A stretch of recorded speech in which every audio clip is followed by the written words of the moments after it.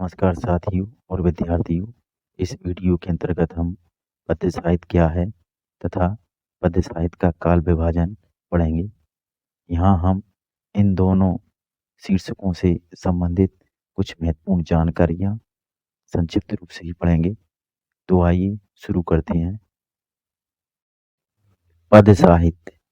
पद्य साहित्य हमारी संवेदनशीलता व काल्पनिकता पर आधारित होता है। अर्थात जितने हम संवेदनशील होंगे और जितनी हम कल्पनाएं कर सकेंगे, हम उतने ही पद्य के निकट होंगे। हमारी संवेदनशीलता और कल्पना शक्ति से ही पद्य साहित्य बनता है। यह भाव प्रधान विधा होती है, अर्थात पद्य में भावनाओं का विशेष महत्व होता है, विचारों का उतना महत्व नहीं होता। यह हृदय को प्रभावित करती है। पद्य में व्याकरण के नियमों का पूर्णतः पालन नहीं किया जाता। पद्य का प्रयोग प्रायः प्रशंसा और स्तुति के लिए किया जाता है, जैसे दोहा और चौपाई। यह पद्य की रचनाएं हैं। इनका उपयोग ज्यादातर देवी देवताओं की स्तुति के लिए किया गया है। पद्य की विशेषता बात को बढ़ा चढ़ाकर चमत्कारपूर्ण ढंग से कहने पर होती है। अर्थात पद्य में हम बात को बढ़ा चढ़ाकर प्रस्तुत करते हैं, चमत्कारपूर्ण तरीके से प्रस्तुत करते हैं। पद्य साहित्य में कुछ इस तरह चमत्कारपूर्ण ढंग से या बढ़ा चढ़ाकर वर्णन किया जाता है। जैसे अगर किसी के चेहरे की सुंदरता का वर्णन करना हो तो हम उसकी तुलना चंद्रमा से कर देते हैं, उसे चंद्रमुखी कहने लगते हैं।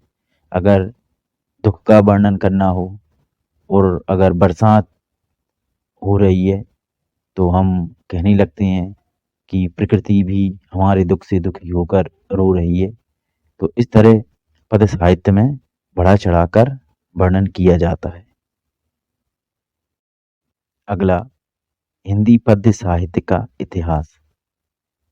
साहित्य के इतिहास में हम साहित्यिक रचनाओं का अध्ययन ऐतिहासिक परिप्रेक्ष्य में करते हैं, अर्थात किस काल में कौन कौन सी रचनाएं लिखी गईं, उस समय राजनीतिक या सामाजिक परिस्थितियां कैसी थीं, क्या विशेष प्रवृत्तियां उस समय चल रही थीं, अर्थात ज़्यादातर ग्रंथ किस तरह लिखे जा रहे थे, किस प्रकार के लिखे जा रहे थे।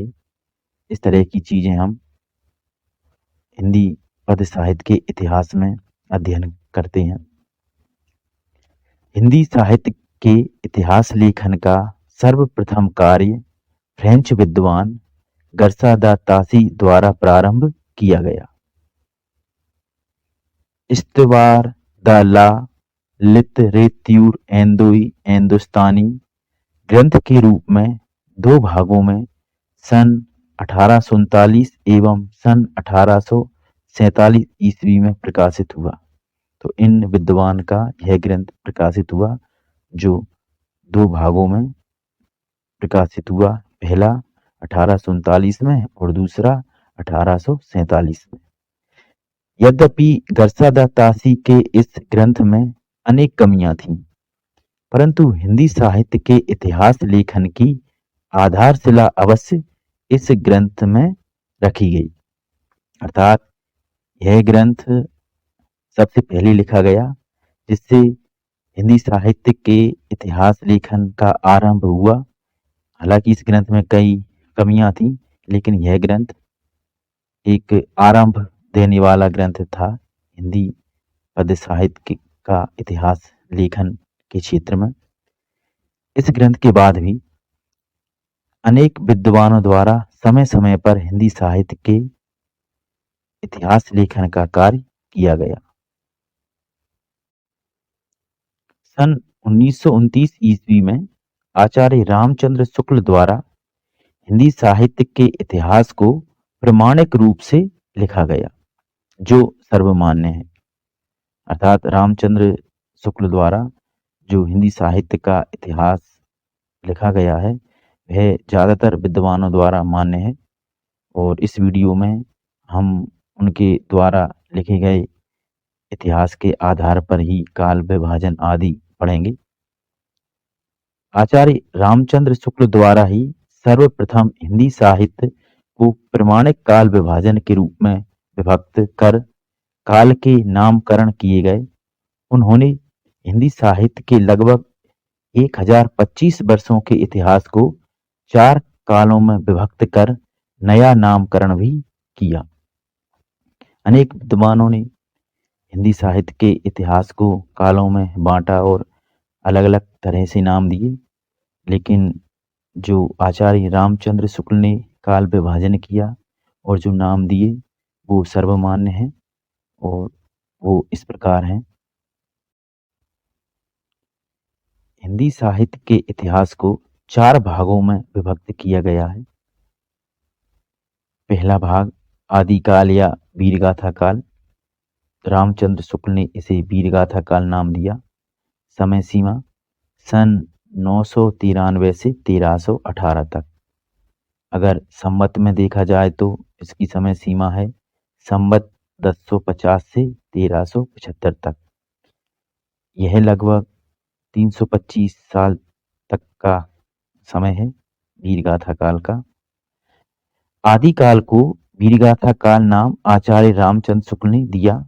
इसे वीरगाथा काल इसलिए कहा जाता है क्योंकि इस काल में वीरों की जीवन कथा पर आधारित गाथा प्रधान कविताएं लिखी गईं। तो इस समय जो राजा होते थे वह वीर राजा थे और जो वह युद्ध के लिए जाते थे तो उनके जो कवि होते थे वह उनकी वीरता की कविताएं लिखते थे। उनकी जीवन में जो जो महत्वपूर्ण घटनाएं हुई उनको लेकर वीर रस में उनकी कविताएं लिखते थे। तो इसलिए इसे वीरगाथा काल नाम दिया गया क्योंकि ज़्यादातर इसी तर्ज पर कविताएं लिखी जाती थीं।